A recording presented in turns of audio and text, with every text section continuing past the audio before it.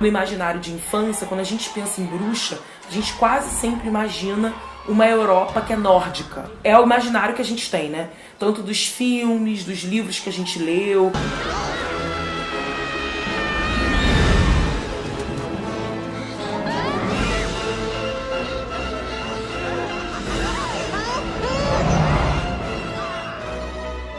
A gente sempre tem esse imaginário. Essas mulheres que eram processadas por bruxaria e por feitiçaria, então, eram as mulheres que estavam realizando seus ritos pagãos, que geralmente estavam ligados às lavouras, às colheitas, geralmente ritos que estão ligados às energias da natureza, cultuando a natureza.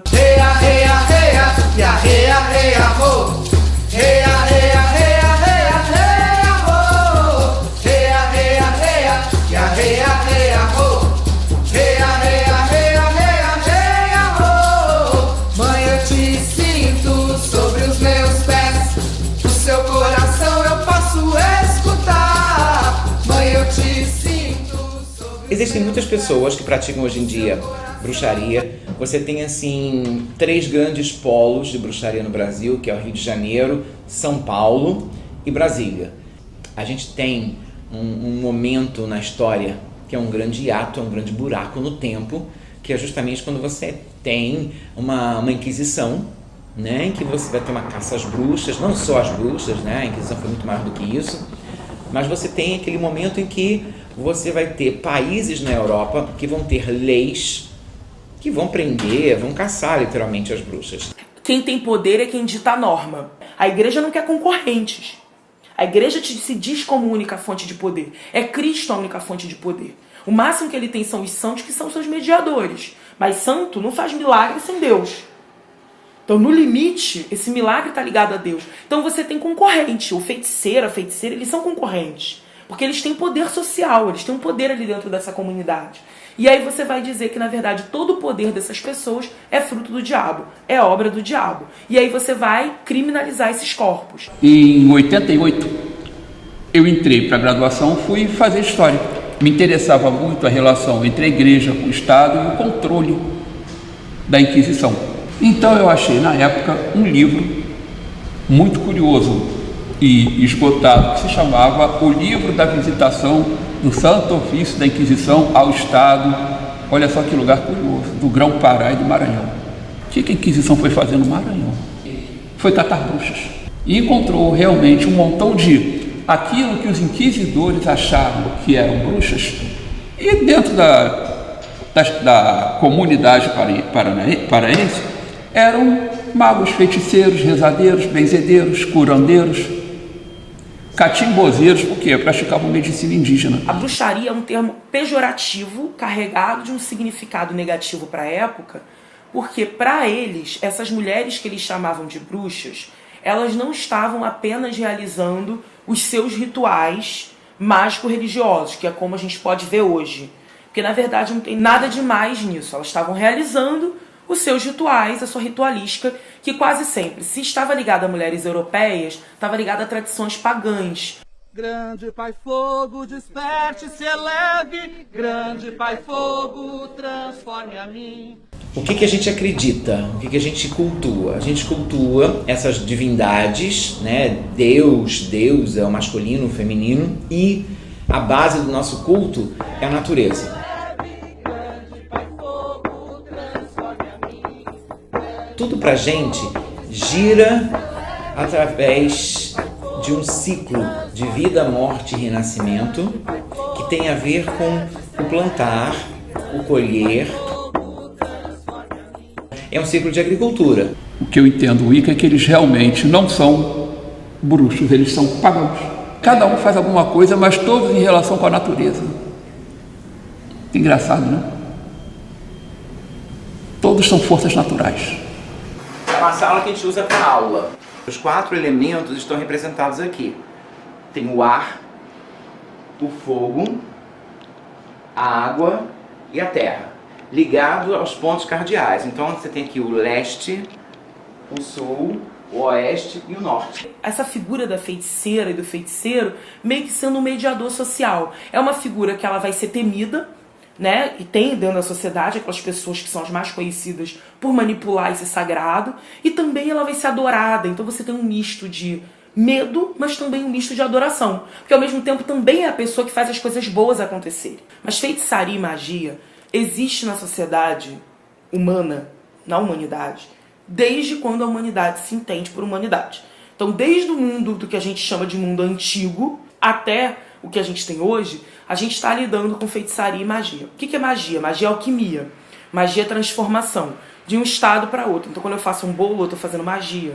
Quando eu faço um xarope, eu estou fazendo magia, né? A gente trabalha com essa energia no dia a dia. A gente acende vela, a gente acende incenso, a gente faz poção, pozinho para jogar. Isso tudo existe e a gente faz com certeza. Nós não somos bruxos para fazer magia, mas a magia é uma consequência, é um instrumento na mão de um bruxo. O cristianismo mais antigo, ele está assentado sempre na dicotomia de que, porque tem um bem absoluto, que seria Deus, você tem também o mal absoluto, o capeta. E é claro, um sem o outro não vive. Eu dou muita oficina de intolerância religiosa em escola pública e a primeira coisa que eu pergunto para as crianças é: o que é magia? Qual a primeira coisa que as crianças me dizem? Magia é macumba. Eu falo, então, Santíssima Trindade não é magia? O que é o incensário nos altares católicos? O que é a água benta? O que é a hóstia? Se não magia. Só que quem dá a norma, quem dita a norma, quem tem poder. Então quem tem poder vai poder dizer o que é de Deus e o que é do diabo. Então existem magias que elas vão ser justificadas, que elas vão ser exaltadas e que elas vão inclusive sair, né, perder o nome de magia e de feitiçaria, que é um nome que ficou pejorativo, e elas vão ser chamadas de milagre, elas vão ser chamadas de coisas maravilhosas. E existe a magia que vai ser vista por quem dita a norma, que vai dizer que é coisa do diabo, que é pro mal, que precisa ser exterminada. A linha é muito tênue. A linha é muito tênue, né? E quem, na verdade, que vai ser juiz disso é quem está no poder. Só que, assim, esse julgamento é um julgamento que ele não está separado de um projeto. Ele é um julgamento que ele tem um projeto político e econômico. I saw Bridget Bishop with the devil. I saw Lydia Osborne with the devil.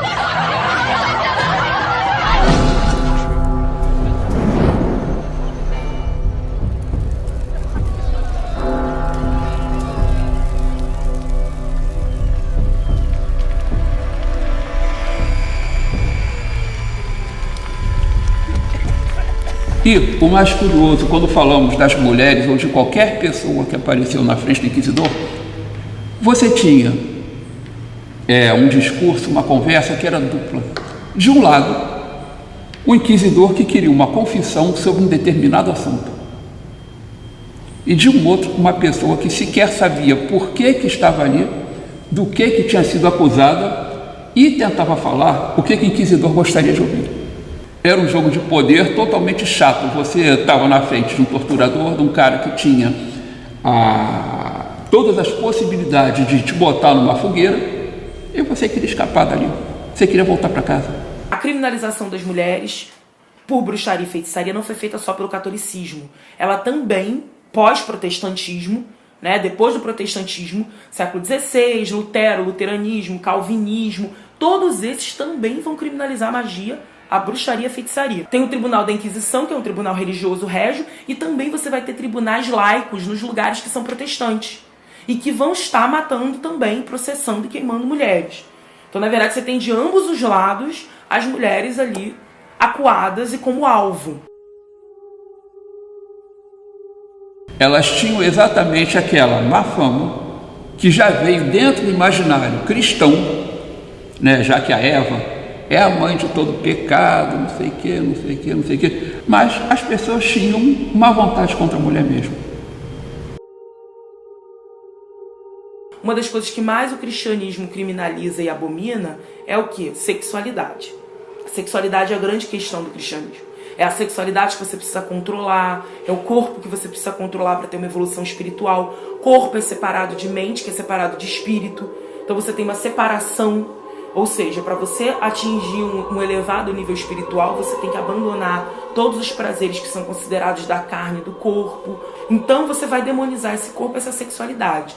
E aí, o que é o corpo e a sexualidade? É a natureza desenfreada. E o que é a natureza desenfreada? É o feminino. Que o feminino ele vai sempre ter uma analogia dentro dessa ótica com a natureza selvagem, bárbara, desenfreada, que também é a forma como vão ser vistos os outros povos, né? Selvagens, bárbaros. Então é uma natureza que você tem dificuldade de controlar, que você não domestica. Então mulheres são vistas como seres desenfreados.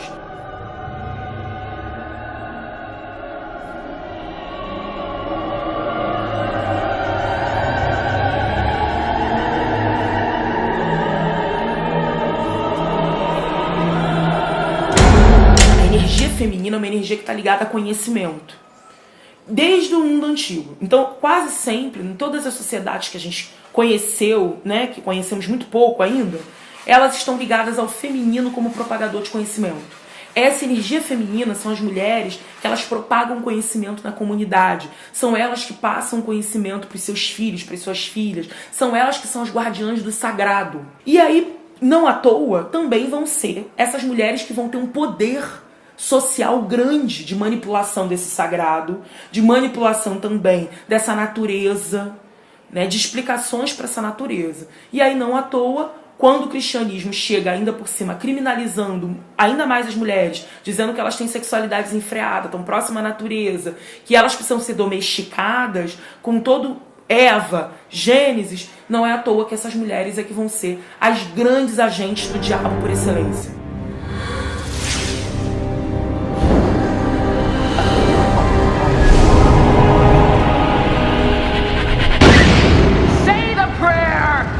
Your one chance. Come on, say it with me, or you'll burn in hellfire. A Wicca, a bruxaria, ainda é uma religiosidade muito feminina.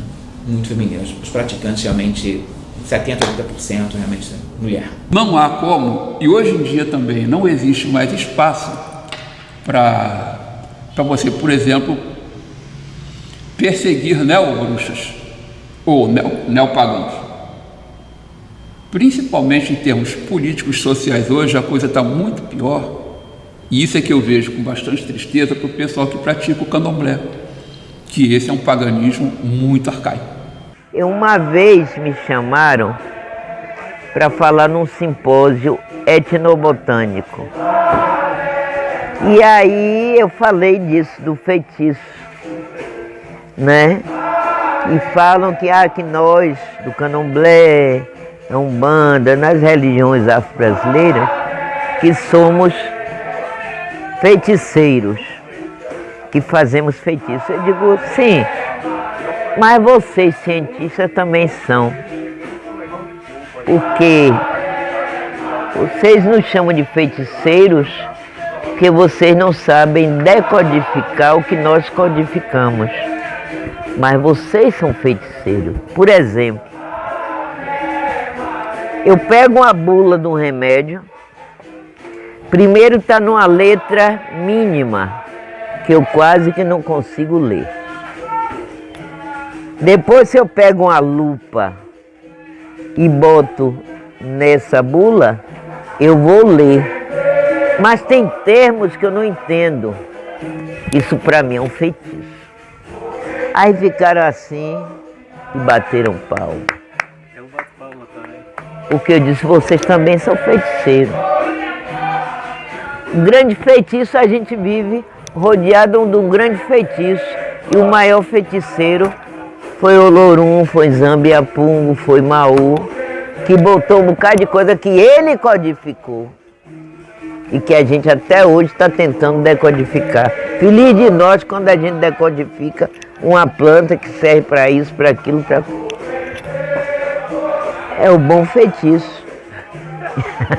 Quebrar, queimar terreiros não me parece muito diferente do que queimar mulheres vivas em fogueiras de Inquisição, do que fazer as cruzadas. Todo um processo humilhatório e vexatório do que a gente chama dos autos de fé, em que essas pessoas eram colocadas com roupas, com uma cruz. Era uma procissão que passava pela cidade, essas pessoas desfilavam em praça pública para depois serem queimadas vivas. Não me parece muito diferente dos linchamentos que hoje a gente continua aplaudindo, né? E da banalização, da barbárie, da violência que a gente continua fazendo. Então, quando a gente ajustar os nossos sagrados, né, tanto o homem conhecer o sagrado dele e a mulher a potência e a força do sagrado dela, e os dois juntos dividirem o mundo, a gente chega no mundo perfeito.